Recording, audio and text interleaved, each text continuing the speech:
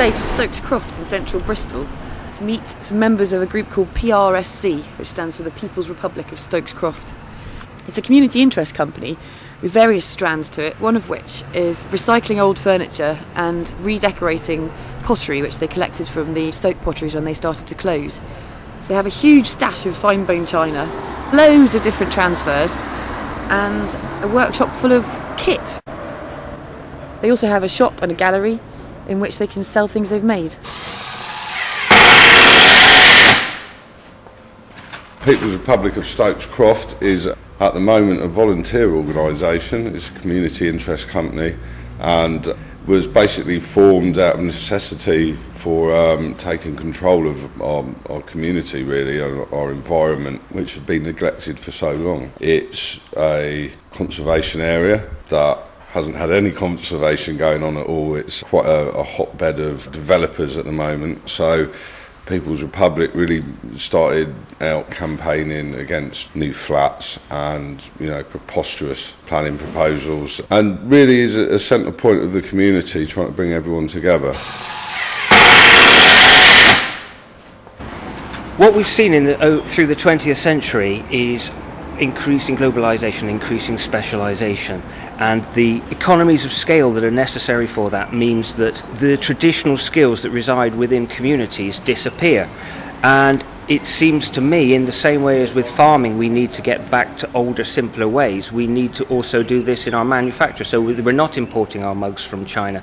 And what it means is that the imperatives for the 21st century in terms of what we need to do with society are exactly in line with the necessity for conserving our heritage. So my thinking has come round to conservation is and heritage is massively important.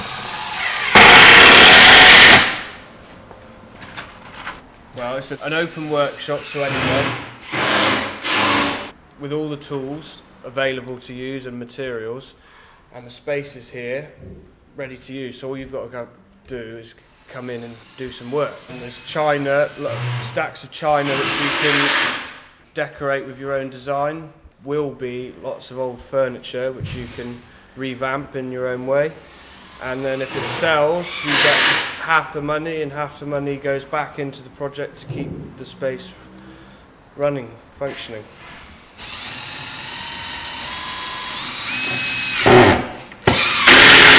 Stokes Croft is an area that has an enormous diversity of people. It's an area that is renowned for its addictions and for its homelessness. And we operate an open door policy fundamentally. Anybody is welcome to come in and participate. Tell me how long you've been around Stokes Croft?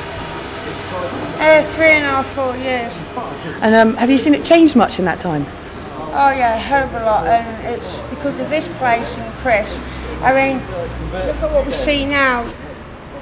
Oh yeah, I was on a bit of a downer, right, and well, coming here, right, just do this, yeah, right, it was really nice. I was sitting there, right, designing my own mug, and it did, right, no, it really helped, you know what I mean, so it calmed me down. As with all volunteering, you get a lot of initial enthusiasm and a lot of people that say they'll turn up and they don't, or they do and they stay for half an hour and they go and do something else. Really now, after a couple of years, people come to us, and say, have you got anything to do? And, some days it is just like, well, here's a broom, go and sweep up down the street, and they're happy to do that. What we're all about is enabling people to come and volunteer, and then also have studio space to make their art. We try and get as many people involved as possible. I wandered in one day and got sucked in. Absolutely love art, I've always enjoyed it. And I'd been looking for something to volunteer at because I had some time and felt guilty about not using it more positively. But the Oxfam shop just didn't push my buttons, and then I came in here and saw all the art, and that was it. I mean, every button pushed. It offers a brilliant opportunity for anyone who wants to do something, because it's all there set up, ready to go. You don't have to worry about all the kind of organising, getting your tools, there's always lots of screws and glue and mask and tape, everything's ready. So there's not really any excuse. Just got to get on with it.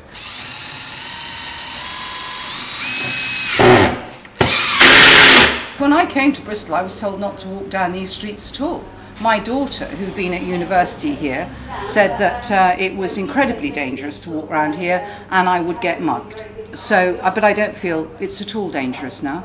But it's definitely, there's a friendlier atmosphere, there's a lighter atmosphere.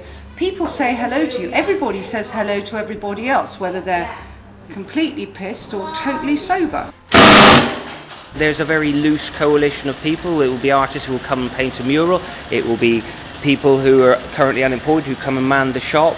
It's an enormously wide group of people. It'll be professionals who give their time as planning consultants to fight the developers. It's a very, very broad church. It's really quite wonderful.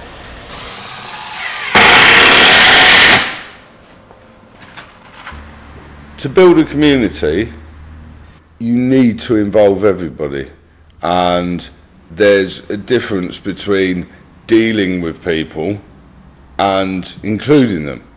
Involvement and talking to each other is what heritage for me is all about.